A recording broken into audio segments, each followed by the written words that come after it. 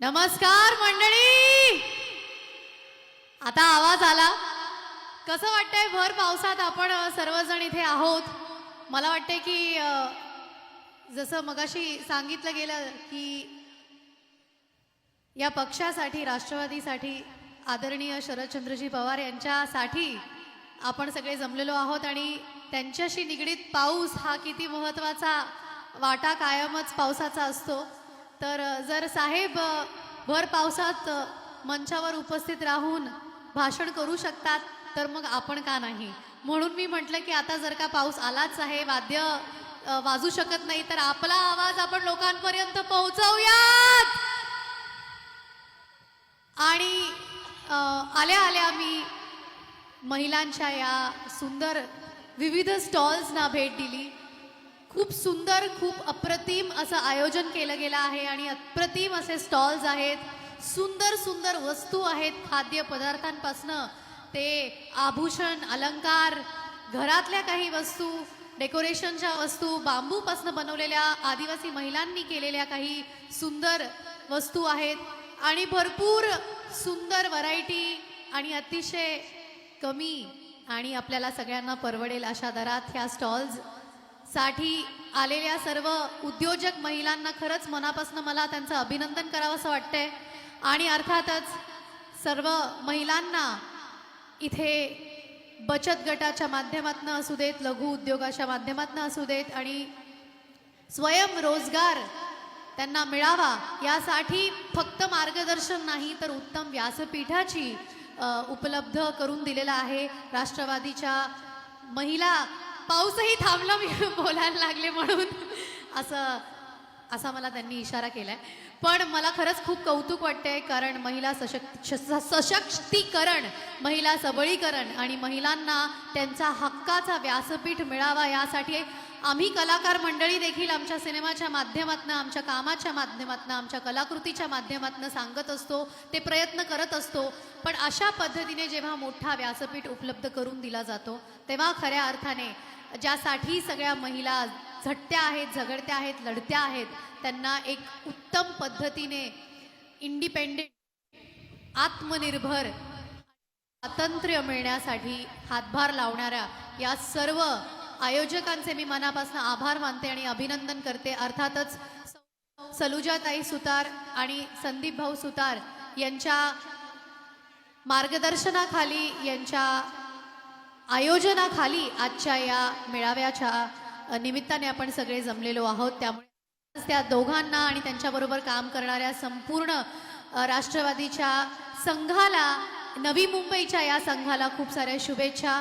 आणि मला बोलवलं, या कार्यक्रमाचा एक भाग करून घेतलात आणि हे सगळं अनुभवता आलं याबद्दल खूप खूप मनापासून आभार. महत्त्वाची गोष्ट म्हणजे आपण माझे गेली 15 वर्ष अनेक चित्रपट पाहिले असतील. पहिलाच माझा चित्रपट होता बकुळा नामदेव घोटाळे. किती लोकांनी पाहिलाय तो? क्या बात है. तर त्यापासूनच, अगदी पहिल्या चित्रपटापासूनच अत्यंत सशक्त अशा स्त्री व्यक्तिरेखा मला करायला मिळाल्या, लाभल्या. मग पुढे जाऊन रमा माधवमधली आनंदीबाई जोशी असू देत किंवा अर्थातच पोस्टर गर्लमधली रुपाली असू देत, किंबहुना आपल्या सगळ्यांची लाडकी हिरकणी असू देत, असे अनेक चित्रपट आणि अनेक व्यक्तिरेखा मला करायला लाभल्या, मिळाल्या, ज्यांच्या रूपातनं मी सुद्धा एक मराठी मुलगी म्हणून घडले आणि महाराष्ट्राला देखील अनेक व्यक्तिरेखा बघायला मिळाल्या आणि त्यातनं अनेक लोकांना देखील प्रेरणा मिळाली. अशीच एक व्यक्तिरेखा मी पुन्हा एकदा साकारते आहे. मोगल मर्दिनी छत्रपती तारा राणी. आणि मला खूप खूप अभिमान वाटतोय की आपल्या सगळ्यांसाठी ही व्यक्तिरेखा प्रेरणादायी ठरणारच आहे आणि लवकरच हा चित्रपट प्रदर्शित होणार आहे.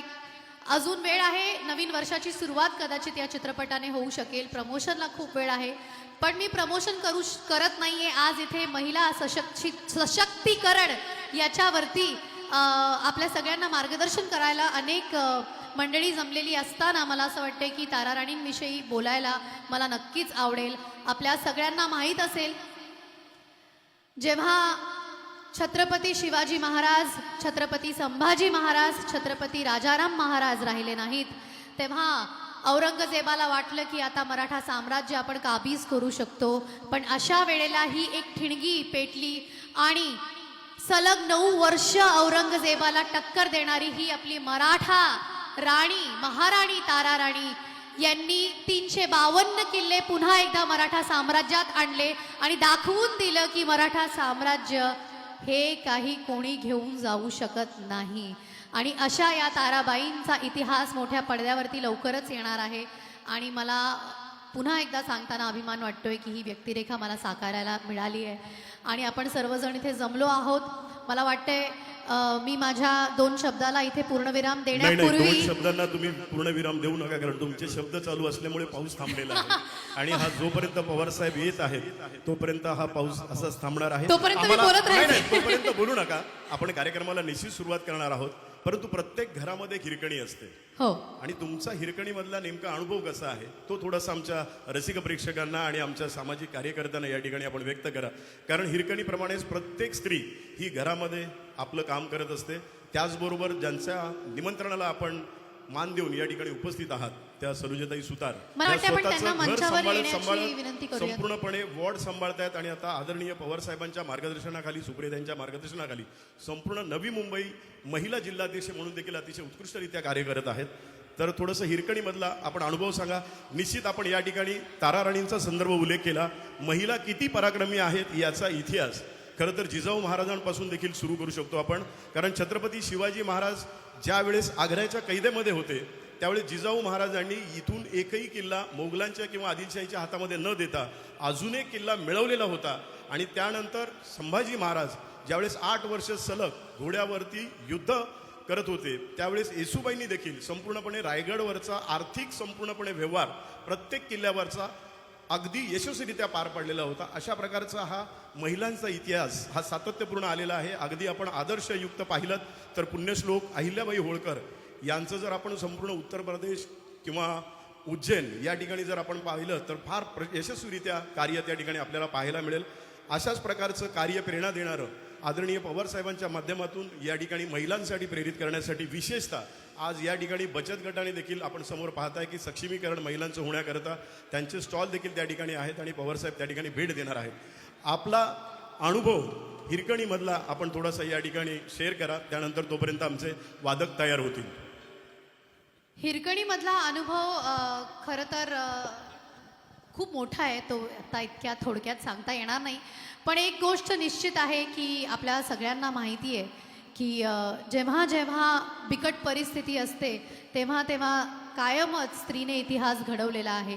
आणि जे काम हिरकणीने करून दाखवलं ते काम खरं तर कोणीही करू शकत नाही. असं म्हटलं जायचं की रायगडाचा हा तो किल्ला जो आहे तो तिथून फक्त पाणी खाली जाऊ शकतं आणि वारावरती येऊ शकतो.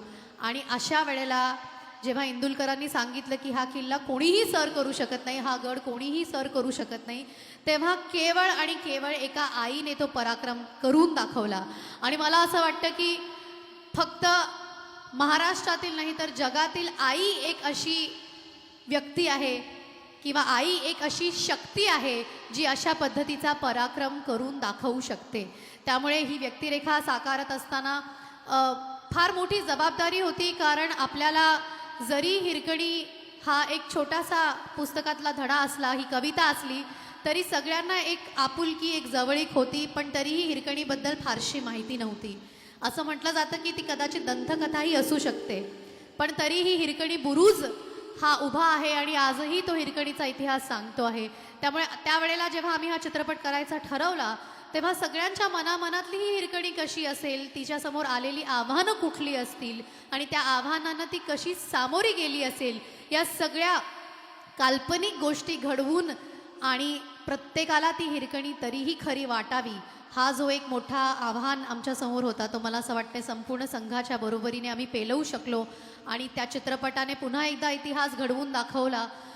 तेव्हा म्हटलं जायचं की स्त्री व्यक्तिरेखा असलेला चित्रपट बॉक्स ऑफिसवर चालत नाही.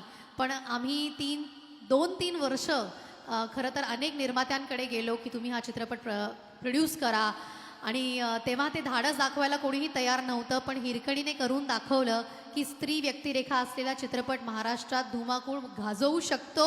आणि त्यानंतर मग झिम्मा आला आणि आता परत एकदा बाईपण भारी देवा, असे अनेक स्त्रीवादी चित्रपट आले आणि त्यांनी धुमाकूळ फक्त बॉक्स ऑफिसवर माजवलेला नाही, फक्त स्त्रियांना तो आवडला नाही, तर महाराष्ट्रातील पुरुषांना, लहान मुलांना आणि सगळ्यांना असे दमदार चित्रपट आवडतात बघायला. आणि मला असं वाटतं की माझ्या आयुष्यातील अत्यंत महत्त्वाची व्यक्तिरेखा हिरकणी ही ठरली आहे. आणि आता तीच अपेक्षा मला तारा राणींविषयी सुद्धा आहे. आणि मला वाटते की या निमित्ताने एक कविता म्हणावी.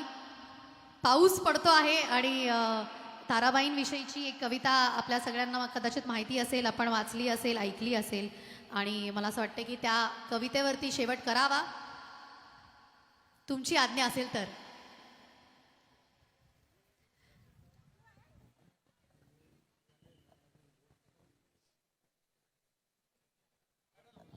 हॅलो.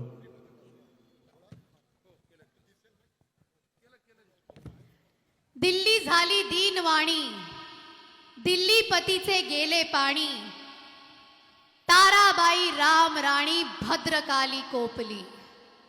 ताराबाईच्या बघते दिल्ली पतीचे तखते, खचो लागली तेवी मते कुराणेही खंडली. राम राणी भद्रकाली रणरंगी क्रुद्ध झाली, राम राणी भद्रकाली रणरंगी क्रुद्ध झाली. प्रलयाची वेळ आली, मुघल हो सांभाळा. धन्यवाद. देश विदेशातील प्रत्येक घडामोडींचे लाईव्ह अपडेट मिळवण्यासाठी आता साम टीव्हीच्या सर्व सोशल मीडिया प्लॅटफॉर्मला लाईक, फॉलो आणि सबस्क्राईब करा. तसंच सर्व नोटिफिकेशनसाठी बेल आयकॉन प्रेस करायला विसरू नका.